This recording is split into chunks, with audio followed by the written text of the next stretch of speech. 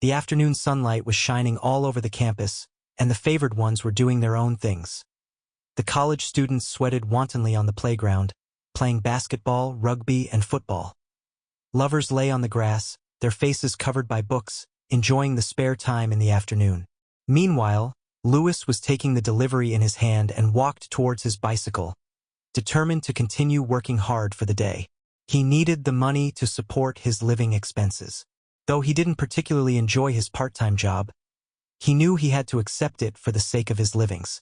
As he rode his bicycle towards the delivery location, he was suddenly met with a crowd of people blocking his path. He recognized their voices immediately, and his heart sank.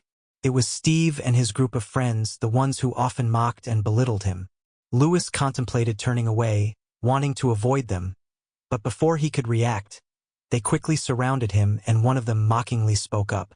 "Oh, why are you running away? Are we classmates? Or do you also find your work embarrassing?" Steve sneered, his friends joining in the laughter.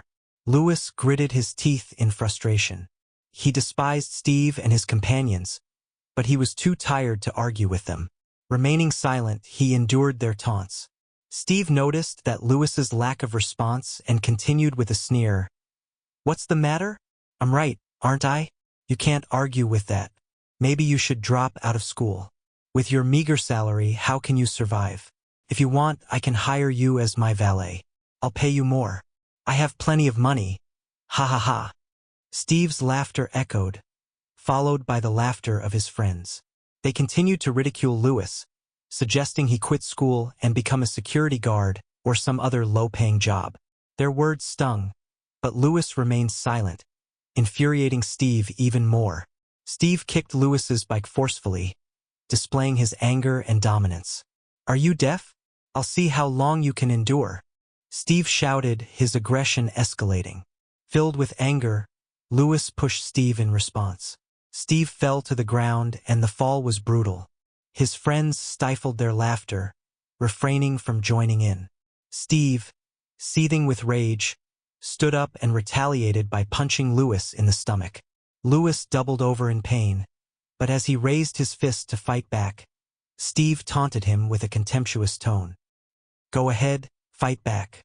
Tomorrow you'll be called into the principal's office and you'll be expelled. I'll make sure you won't find any job to support yourself," Steve declared, his voice dripping with confidence.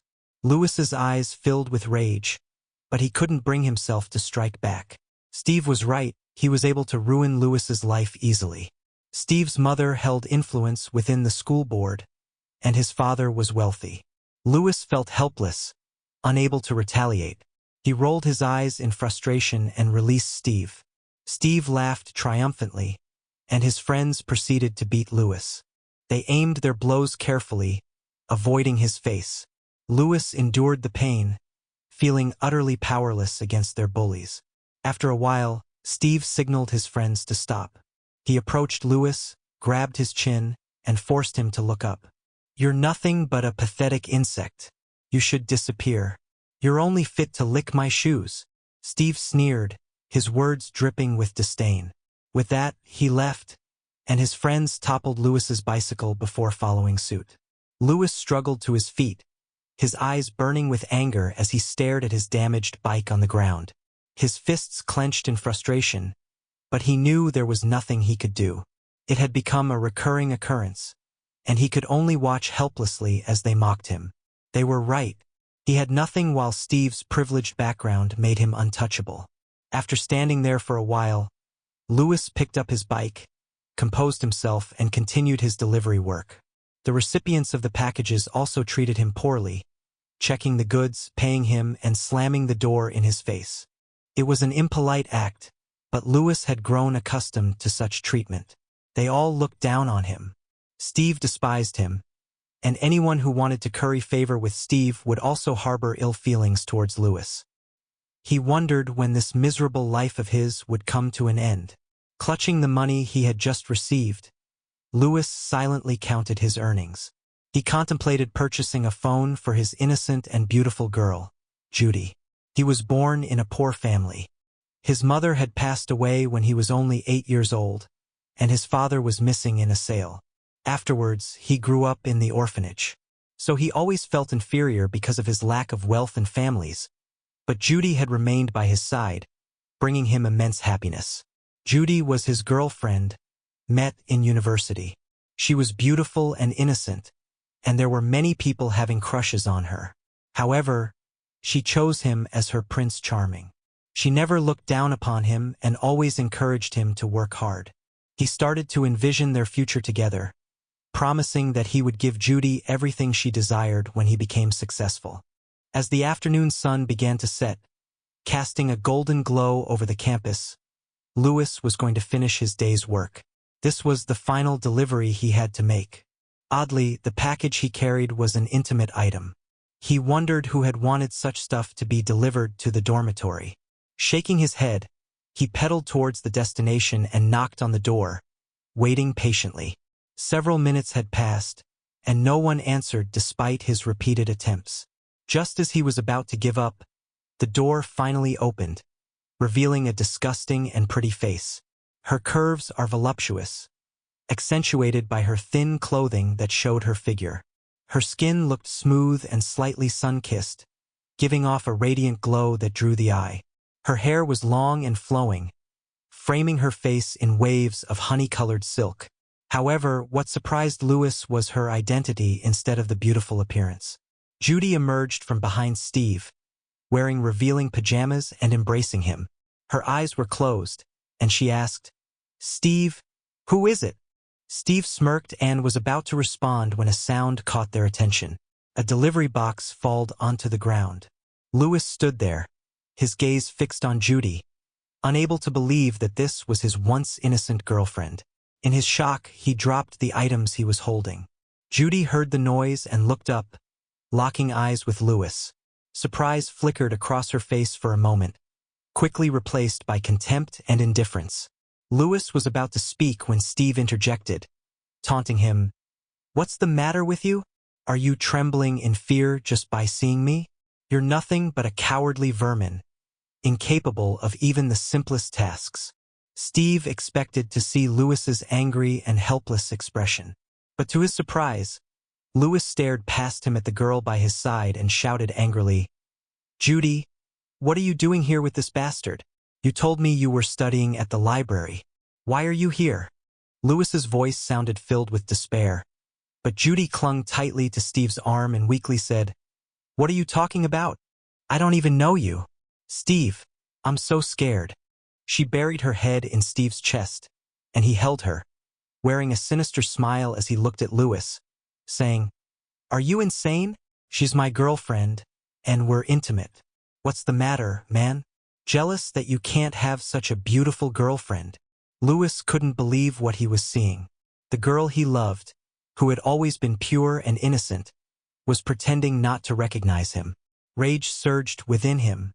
Louis felt that there must be a threat or a misunderstanding. The innocent and pure Judy would never behave this way willingly. With that thought, he looked at Judy and said, "Judy, if you're in trouble, just tell me. Don't follow Steve. He's a player. He doesn't love you. He only wants to take advantage of you." Steve heard this and sneered, looking at Judy as he asked, "Do you know this poor guy?" Judy laughed mockingly and glanced at Louis before saying, "Since we're here, there's no need to hide anything. I love Steve, you're just a joke to me. Get lost. A poor loser like you doesn't deserve me." Louis widened his eyes in disbelief and tried to speak, but Judy continued with disdain. "Haven't you realized the reality? You were too poor to buy me a gift, but Steve is different. He can give me everything. He gave me watches, necklaces, expensive things that someone as worthless as you could never afford.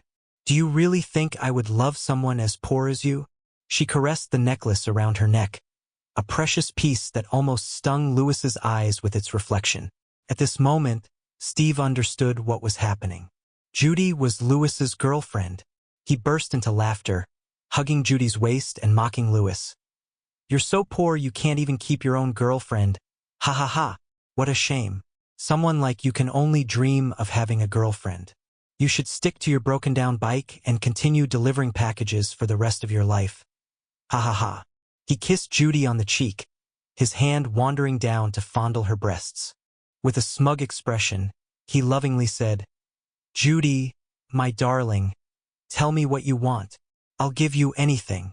Judy's eyes sparkled upon hearing that, and she buried her head in Steve's chest, saying softly, "I wanted the Chanel bag last time."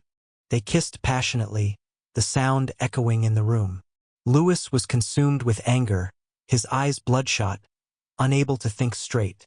He pulled Steve away and threw a punch, but Steve easily dodged and retaliated.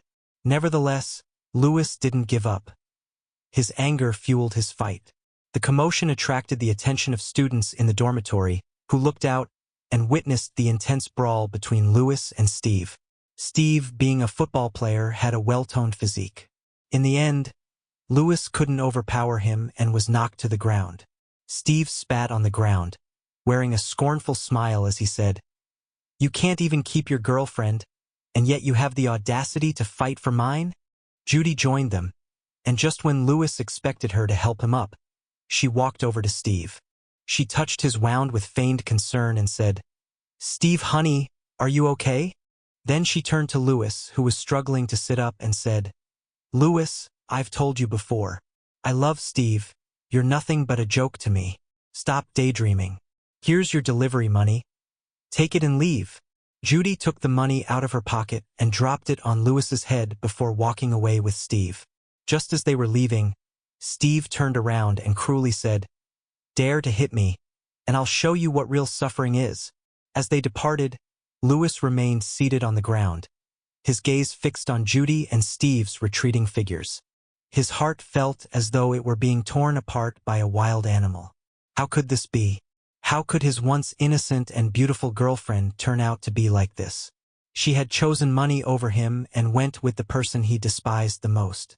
Perhaps she had spoken the truth. He was nothing but a joke to her. Louis thought about his humble background and felt a surge of hatred for his own life. He had given his all, but received nothing in return. When would this cycle of misery end? The surrounding students witnessed the scene but chose not to intervene or lend a hand to Louis. Instead, they laughed and gossiped about him. Can you believe it? The poorest guy in school actually thought he could have a beautiful girlfriend. Yeah, he even dared to fight with Steve. It's so hilarious.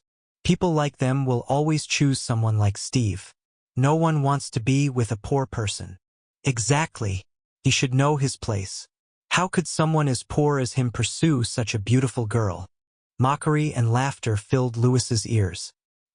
He clenched the money Judy had thrown at him, digging his nails into his skin, but he felt no pain.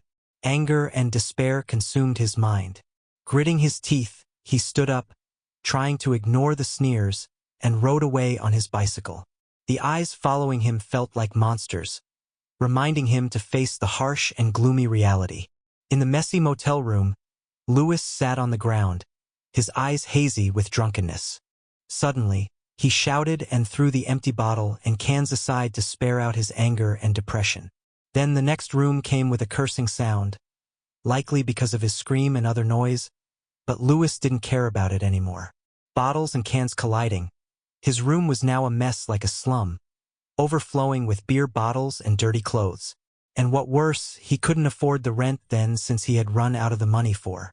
When he thought about the phone for Judy, sorrow and anger burst in his mind. However, tricked by a woman casually, he was really an idiot, too.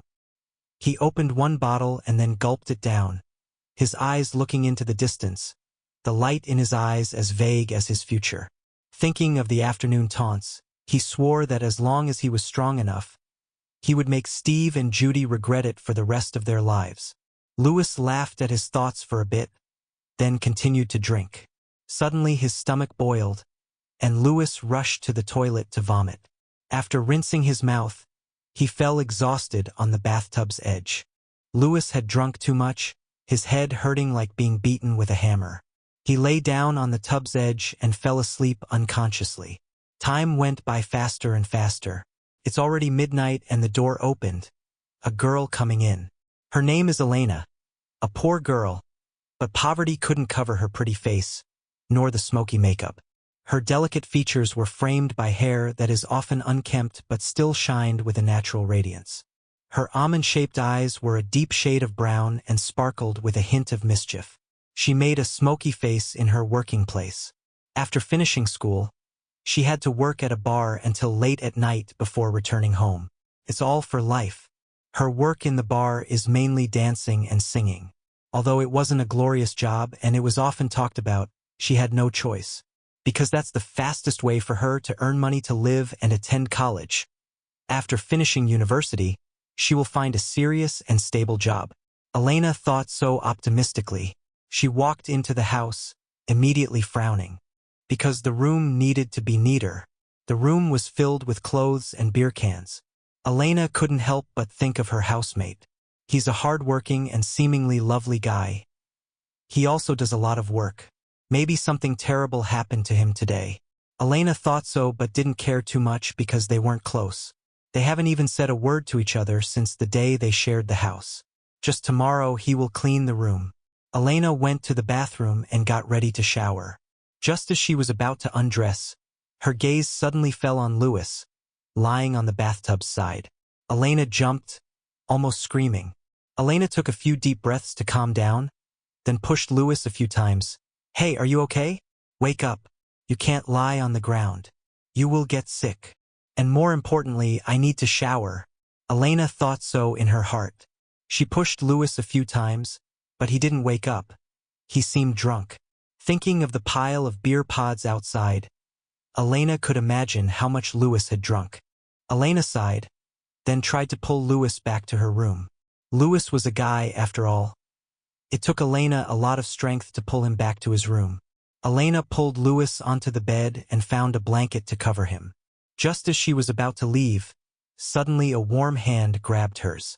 Louis's voice sounded, "Judy, Judy, why did you betray me?" So he just got dumped.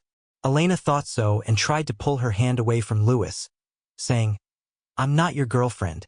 Shut up and go to sleep." After saying that, Elena left the room. Louis just felt his hands go blank. He woke up dreamily, not expecting that he was not in the bathroom but lying on the bed and thinking back to the harsh and pleasant voice just now. Louis thinks his roommate may have taken him to his room. The two don't know each other. Moreover, she often goes out at night. Every time she returned, she wore weird clothes. So Louis used to think she did some unspeakable transactions at night. But this day he changed his impression of her. Maybe she wasn't what he had guessed. He could try to get to know her later. Constantly thinking like that, Louise fell asleep without notice, so he couldn't hear his ringing phone. The following day, as expected, Louis got up late. He slowly opened his eyes because lying on the ground all night, his back hurt, and his head hurt from drinking a lot of beer. Louis slowly sat up, rubbing his temples with his fingers, making a groan of pain in his mouth. Suddenly the phone rang. Louis blinked his hazy eyes and looked up at the phone. It turned out to be a birthday announcement. That's right, it's his birthday today. Louis was bored with washing his face. What about his birthday? This miserable life even has no conditions for him to have a birthday cake. Louis went to brush his teeth and wash his face, then started to prepare for the class. Although it was late, he could not skip the lessons. He prepared everything and then picked up the phone. But the phone suddenly lit up. A message appeared on the phone screen. Louis looked at it, his eyes suddenly widening. He turned off his phone, then turned it back on. He rubbed his eyes and looked back. That notification had yet to disappear. His account was added $1 billion just seconds ago. Louis still couldn't believe it. He switched on the banking app and checked, and when he saw the balance of $1 billion, he felt like he was dreaming. He pinched himself, throbbing. This was not a dream, but honestly, he had $1 billion in his account. Oh my gosh, what's going on? Louis was both happy and scared and vaguely remembered someone calling him yesterday. But he was too sleepy to notice and thought it was just his dream. He unlocked his phone and, of course, saw the missed call. But he couldn't recognize the number who had called him last night. Louis frowned in suspicion but eventually gave a call back. And then it was connected. Louis immediately said, "Hello, this is Louis Adonis. Who's calling me yesterday?" A severe voice came from the other side. "Little Louis, now that you call me, You must have already received $1 billion. Now I will tell you everything. I am Titus Adonis, my dear son. I've come back. Listen. You are the heir to the Adonis family, the wealthiest family in the world. This isn't a birthday joke or anything else, but only the truth. The family's rule for you to live in poverty until the age of 20 is for you to appreciate wealth. What, you are Titus? Bullshit, what the hell are you talking about? I lost my parents at the age of 8 and grew up in an orphanage. Now you tell me you are my father. But hearing the familiar voice in his childhood, Louis stopped his distrustful words. Titus kept silent for a while and continued. More information in Gorgeous Garden, number 9, 5th Avenue, King District. It's Adonis's asset. There you'll get all that you want to know. Louis was still a bit bewildered until he got in the taxi toward the address. Owing to making it clear, he skipped classes today and went to the cited place. Although the man's words seemed convincing, he wanted to confirm it. But Louis looked at the address on the phone screen, and his heart beat faster because this place was a wealthy area. His confidence from the man's words grew increasingly, and his heart filled with complex feelings. He even wished that he would never wake up if it was a dream because his father might still be alive. The driver drove to the affluent neighborhood, where it was very strictly guarded. It is said that each villa has sky-high prices, and the annual real estate fee is enough for Louis to live 10 years of life like before. Louis never thought that one day she could enter this place, maybe even have a house here. The driver saw Louis's dumbfounded expression and was slightly disdainful and worried. He feared that Louis was a troublemaker because Louis's clothes looked cheap. Who lives in an affluent neighborhood and wears such cheap garments? So he turned his head and said to Louis, "Hey man, you didn't give me the wrong address, did you? This is a rich neighborhood." Louis could hear the disdain in the driver's words. He frowned slightly and said, "Just drive there and you'll get what you deserve." The driver heard his tone and immediately closed his mouth, but the corner of his mouth still showed a contemptuous smile. He will wait to see his getting embarrassed when he cannot get in the rich area. Louis felt uncomfortable with the driver's attitude. He looked down at his clothes, and maybe this was the reason that the driver looked down on him. What he wore was worn, making him like a beggar. The car quickly drove to the gate of the rich house. Louis paid and exited the vehicle. The security guard stopped him. The driver still hadn't left, but the car was parked to the side, waiting to see Louis's humiliation. The security guard who saw Louis's dress also frowned. Humiliating words went out from his mouth. "Get away from here. Garbage. Don't mess up the ground here." Louis was a bit surprised to hear that, but he was still very calm on the outside. He believed that the suspect man would not lie to him in this way. He calmly said, "No, I am here to get back to my house." When the security guard heard that, it seemed that he had heard the most humorous words in the world. He couldn't help laughing, and even didn't expel him away in a rush. However, Louis did not finish his sentence when Louis said, "My father is Titus Adonis." Louis thought the security should know Adonis, but the puzzle on his face showed that he didn't. "Who's that? Fool me with a name made up just now? I am familiar with the names of the owners who live inside." "You fool." The confidence presented on the security's face stopped Louis's next words. He thought for a few seconds and said, "Gorgeous Garden, number 9, 5th Avenue, King District, to find Mrs. Susan." When the guard heard that, his pupils immediately shrank, but he couldn't still believe that this poor man had some relationship with Miss Susan. When he prepared to expel Louis away with his electric shock baton, a red Ferrari parked beside Louis. A mature and attractive female got out of the car. She walked to Louis and invited him to get in the car, kindly and lovely. Seeing this, the guard ran to open the car door for Louis. However, the mature woman ignored him entirely. He knew he would be fired then, because Mrs. Susan would be like a demon if someone had offended her. The taxi driver on the side saw that and immediately drove away while wiping the cold sweat from his forehead. He felt extremely sorry for his attitude just now. Louis, protected with such respect, must have a unique identity. Louis didn't even remember the face of the driver who despised him. He was only curious about the following information after knowing that the woman was Susan, Who's his auntie? Soon they arrived at the place heading to. This is a vast single villa with a highly luxurious and sophisticated design. Before knowing all about Susan, he had assured that he's definitely rich. He doesn't have to endure anything anymore. Perhaps later on, the only burden is spending money. Open the door with your finger. Your fingerprint has been preserved in the system for a long time, and I have been waiting for you for many years, Auntie Susan said to him. Louis took a deep breath and put his fingerprint on the touch lock. The door opened automatically.